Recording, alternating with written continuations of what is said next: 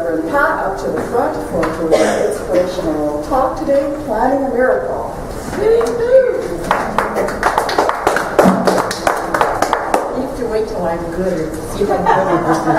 That's enough how we can talk. We had this morning in that reading in that song. But anyway, back in the year 1190, a fellow named Maimonides wrote this in a book called A Guide to the Perplexed.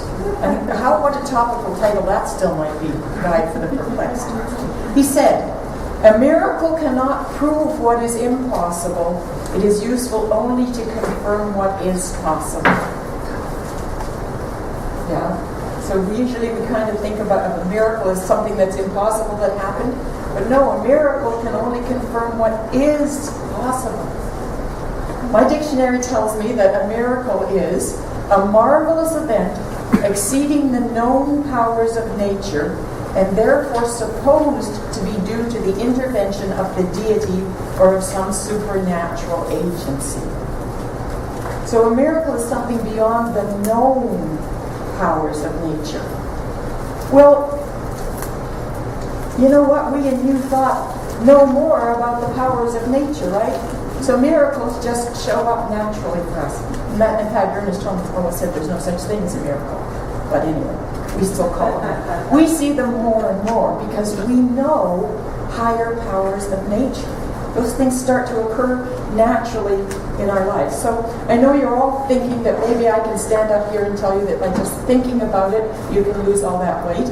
That just by thinking about it, you can create a big balance in your bank account. And just by thinking about it, you can create Prince Charming in your life. Well, that's true. You can. But it's damn hard work.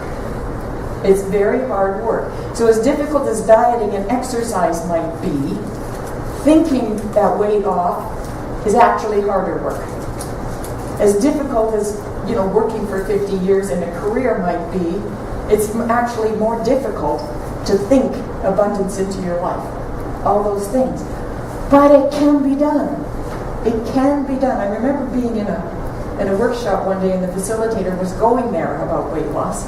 And then he must have read the audience and said, no, these people aren't ready for it. And he said, there's no easy way. You have to diet, eat less, and exercise more. But he knew. That's true in our existence, isn't it? In most of our everyday lives. If we want to lose weight, we have to exercise more and eat less. That's true. Unless we can convince ourselves that it's not true, and then it won't be true anymore. You get how simple that is? But it's not easy, right? It's not easy. Willa Cather, who was one of the pioneers of New Thought, wrote this. The miracles of the church seem to me to rest not so much upon faces or voices or healing power coming suddenly near to us from afar off, but upon our perceptions being made finer, so that for a moment our eyes can see and our ears can hear what is there about us always. Isn't that a miracle then? What we can see exceeds what was hitherto unknown. We didn't know, but if we can just hone our insights and our intuition and our willingness to know, we can actually see what wasn't known before. And that makes miracles possible. A few years ago, there was an ad on TV, you might remember. The guy is shaving and he cuts his cheek, and there's a trickle of blood comes down his face. And then the tape reverses, and the trickle of blood flows back up, and the wound heals over. You remember that? And it says, until the body heals instantly, there's pharmacy. Until we learn to think the perfect, radiant, healthy body into existence, there's dieting and exercise and doctors. Until we learn to create abundance with our thinking, there's jobs and there's the stock market and there's lottery tickets and all that stuff. Until we learn to think it into existence. But it can be thought into existence. Science fiction writer Arthur C. Clarke, probably all familiar with him, and I'm sure I've quoted this before. He says, any sufficiently advanced technology is indistinguishable from magic. Right? Think about the technology, all the stuff we have that a generation ago would have been thought magic. But so what is the magic, the technology that we're advancing here? If we can advance our technology sufficiently, it will be indistinguishable from magic. Our technology is the technology of thinking. We're learning to think on a higher level, and we're advancing that, and eventually we have miracles. It becomes indistinguishable from magic. So it's the technology of our thought. Well, how do we advance our thought? How do we think on a higher, deeper level? How do we create our reality by the thoughts we're thinking? Well, it's a long, cumulative process, right? Because included in all that reality we've created is every thought we've ever thought, ever. And every thought anybody else has ever thought, ever, throughout history. Because we're all one, united in this universal mind, right? So that's what we're doing. All those thoughts out there in that field of infinite everythingness, and some thoughts just float by, and we latch onto them when we think that's it. To advance the technology of our thinking, we need to be more discerning about the thoughts that affect us.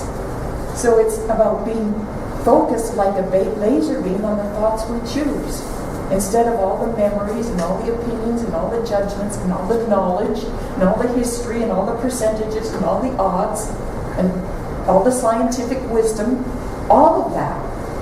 We have to just allow it to be there and zero in on this is the thought. This is the thought with which I will create. And that's a very advanced technology. But we have a tool. There might be lots of tools. And things like hypnosis could be a tool. Brainwashing. Or the extraterrestrials among us may have other. But I don't know anything about those things. I know about the tool that we call spiritual mind treatment. And that's the tool that we use in our technology to refine and define our thinking. So, let's just review. Spiritual mind treatment. The first step again, and you'll recognize this as Pat takes us through our opening treatment as you become more aware of this, is the first step is recognizing that there's what Deepak Chopra calls the field of pure potential. All around us is this field of pure potential. That life is just potential. That what we call the divine, God, infinite mind, is actually energy. And it's so validating to me that quantum physics is backing up what we've been teaching for 100 years. That this stuff is just energy recycling, reshaping itself. That there is no basic building block. When you get down, there is no matter. It's energy rearranging itself. And that's what the divine is. That energy, and it's all the same everywhere ultimately. And it's in everything. And so it's nature, we have to conclude, is everything that we call good. We have to. That's just a given, a leap of faith that we have to take. The nature of this being is always towards expansion, toward increase, towards building, towards good, joy, happiness, peace, love. That's what God wants to be. And being God, it can get to be that if it wants to.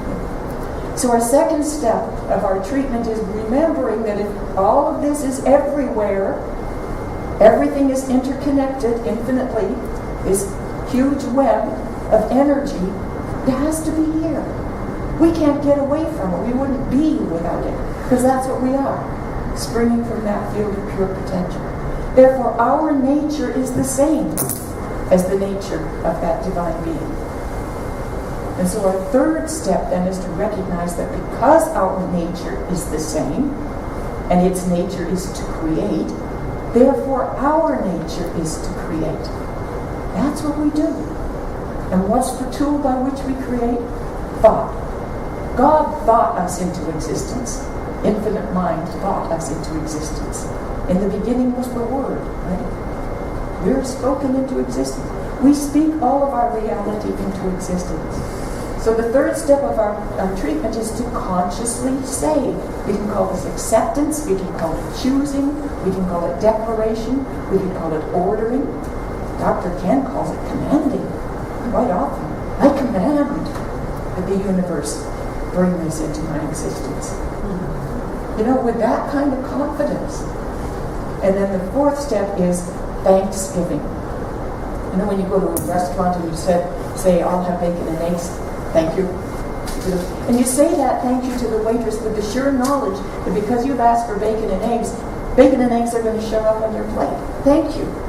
And that's what thank you does in that step, and it reinforces that reality. Yes, I grasp this can happen. Because, you know, if you can't imagine something, you can't create it. You can't even order it. You're going to start to do a craft. You have to have a picture of what it is you're going to create before you even get started. If you can only picture a picture this big, you can't paint one that big. You know, if you can only imagine $10,000 in your bank account, you can't create $1 million in your bank account. You have to see it and believe it. And so the Thanksgiving helps us with that one. And then, of course, the last step, and the step that some of us have a lot of trouble with, is letting it go. When you place your order with the waitress, you don't go out and check and see, make sure the cook came in today and did they get fresh vegetables. You just trust and you wait. And it shows up in its own perfect time, doesn't it, Marie? Yes. Yes, it shows up in its own perfect time. And we trust and we let it go. We let it go. And we don't have to tell God how to do it. We don't have to check up on God because we really don't know better. So that's the 5 steps of our treatment, and that's the tool we have, is to align ourselves with the creative power of the universe that's flowing through us as this divine energy.